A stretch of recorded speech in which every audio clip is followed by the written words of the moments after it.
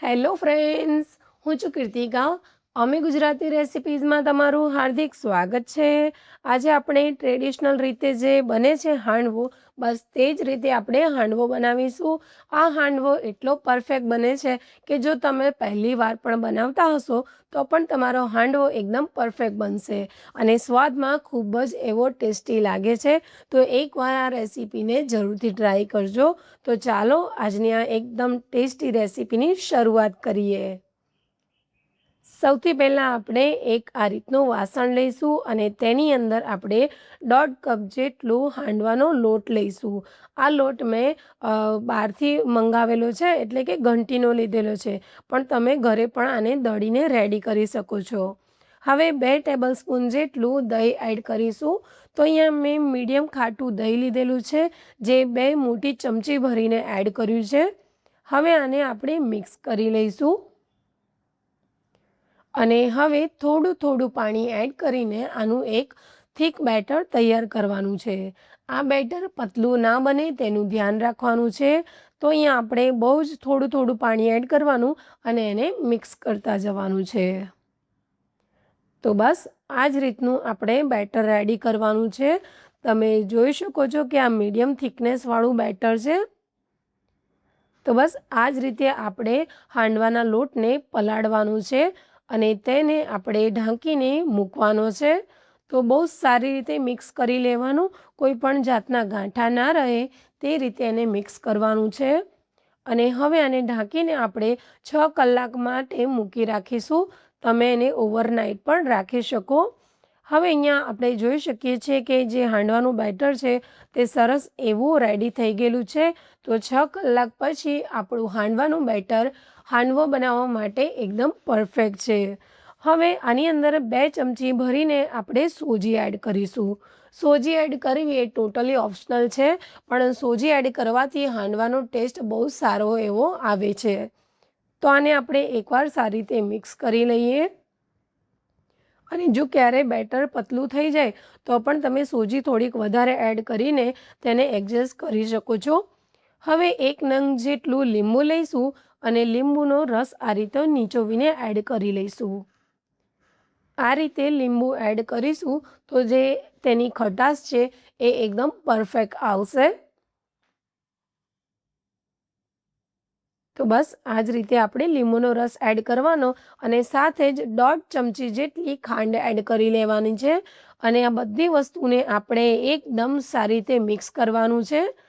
તો આને 1 થી 2 મિનિટ માટે સતત આ રીતે મિક્સ કરીને એને હલાવીને મિક્સ કરી લેવાનું છે. તો આપણું બેટર રેડી છે અને સાઈડ પર મેં કરી લીધેલું છે અને હવે દૂધી છીણી લઈશું. તો અહીંયા મેં અડધી નંગ દૂધી લીધેલી છે આ રીતે. તો અહીંયા આપણે અડધા કપ જેટલું છીણ નીકળે તેટલી દૂધી લેવાની છે. તો એકદમ કૂણી હોય તેવી દૂધી પસંદ કરવાની અને દૂધીને છોલીને આ રીતે છીણી લેવાની છે. હવે આપણે એકદમ સરસ એવો ટેસ્ટી મસાલો રેડી કરવાના છે. તમે હાંડવો તો બનાવ્યો હશે, પણ આ થોડુંક ડિફરન્ટ રીત છે. તો આ રીતે તમે એકવાર જરૂરથી ટ્રાય કરજો. એક મોટી કઢાઈમાં 2 મોટા ચમચા જેટલું તેલ ગરમ થવા દેવાનું છે. તેલ ગરમ થઈ જાય એટલે રાઈ એડ કરવાની 2 ચમચી જેટલી અને રાઈ તતડી જાય પછી 2 ચમચી જેટલું આપણે તલ એડ કરવાનો છે. તો તલ પણ આ રીતે સારી રીતે ફૂટી ગયા છે. તો હવે અડધો વઘાર આપણે એક વાટકીની અંદર કાઢી લેવાનું છે. આ રીતે કરવાથી આપણે 2-3 વાર અલગથી વઘાર કરવાની જરૂર નહીં પડે. તો આપણે એક મોટા ચમચા જેટલો વઘાર બહાર નીકાળી લીધેલો છે અને હવે સાથે જ આપણે આદુ મરચાં વાટેલા અને મીઠા લીમડાના પાન એડ કરી લેવાના છે અને આને આપણે સાંતળી લઈશું. હવે સંતળાયા પછી જે દૂધી છે તેને આ રીતે નીચોવીને એડ કરવાની છે. તેનું બધું જ પાણી આપણે નિતારી લેવાનું છે અને પછી આપણે આ રીતે એડ કરવાની. આ હાંડવો મારી મમ્મી બનાવી રહ્યા છે. તો વર્ષોથી મારી મમ્મી હાંડવો આ જ રીતે બનાવે છે અને સૌથી વધારે જો કોઈ રેસીપી મારા ઘરમાં બનતી હોય તો એ છે આ હાંડવો. તો આ હાંડવો તમે સમજી શકો છો કે એટલી વાર બનેલો છે. તો તમે પહેલી વાર પણ જો આ રીતે બનાવશો તો એકદમ પરફેક્ટ તમારો હાંડવો બનીને રેડી થશે. હવે આપણે થોડુંક મીઠું એડ કરી લઈશું તો આ રીતે મિક્સ કર્યા પછી આપણે 1 ટીસ્પૂન જેટલી હળદર, અડધી ટીસ્પૂન જેટલું ધાણા જીરું પાવડર એડ કરવાનું છે અને આને સારી રીતે મિક્સ કરી લેવાનું છે. હવે આ બધી વસ્તુઓ સારી રીતે મિક્સ થઈ ગયેલી છે. તો આને આપણે થોડીક વાર થવા દેવાનું છે. લગભગ 2 થી 3 મિનિટ માટે આપણે થવા દઈશું અને ગેસની ફ્લેમ સ્લો રાખવાની છે. તો સ્લો ફ્લેમ ઉપર જ આપણે આને થવા દઈશું. તો અહીંયા 2 મિનિટ જેટલો ટાઈમ થઈ ગયેલો છે અને આપણું જે આ મસાલો છે તે એકદમ સરસ એવો કૂક થઈ ગયેલો છે. તો બસ આપણે આ જ રીતે દૂધીને સાંતળીને રેડી કરવાનું. હવે ગેસ બંધ કરી લઈશું અને આ જે મસાલો છે તે બધો જ આપણે બેટરમાં એડ કરી લેવાનો છે. તમે ડાયરેક્ટ પણ દૂધી અને બાકીના મસાલા એડ કરી શકો છો, પણ જો તમે આ રીતે સાંતળીને એડ કરશો તો જે હાંડવો છે તેનો સ્વાદ બહુ જ ટેસ્ટી એવો લાગશે. અને ક્યારે પણ તમે આ રીતનો હાંડવો નહીં ખાધો હોય તો એકવાર આને આ રીતે જરૂરથી ટ્રાય કરજો. હવે બધું જ આપણે બરાબર મિક્સ કરી લેવાનું છે.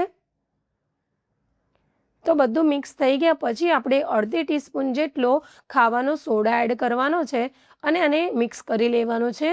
અહીંયા આપણે ઈનો નથી એડ કરતા, જે ખાવાનો સોડા હોય તે જ આપણે એડ કર્યો છે અને હવે એક જ ડાયરેક્શનમાં આને મિક્સ કરી લેવાનો. હવે હાંડવો બનાવવા માટે આપણે આ રીતનું એક પેન લઈશું અને ગેસ ઓન કરી લેવાનું છે અને જે વઘાર આપણે કાઢીને રાખેલો હતો તેમાંથી આપણે થોડોક વઘાર આ રીતે એડ કરી લેવાનો છે અને તેને આપણે થોડુંક આ રીતે પાથરી દેવાનું. તો બધી સાઈડમાં વઘાર આ રીતે સ્પ્રેડ થઈ જાય તે રીતે કરી લેવાનું અને આપણું જે હવે હાંડવાનું બેટર છે તે બધું જ આપણે એડ કરી લઈશું. અહીંયા હું એક જ સાથે આટલો મોટો હાંડવો તૈયાર કરી રહ્યા છે.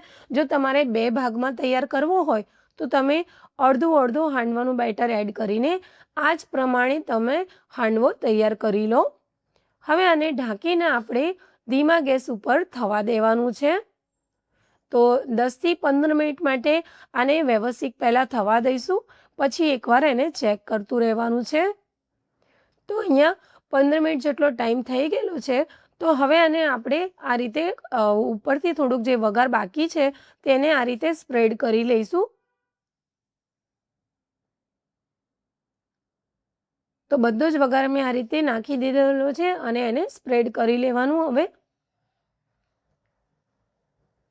હવે આ રીતે સ્પ્રેડ થઈ જાય પછી તેની જે કિનારી છે તેને આપણે આ રીતે નીકાળવાની છે, જેથી આપણે એને ઇઝીલી પલટાવી શકીએ. તો હવે આને એક પ્લેટમાં આપણે પહેલાં લઈ લઈશું.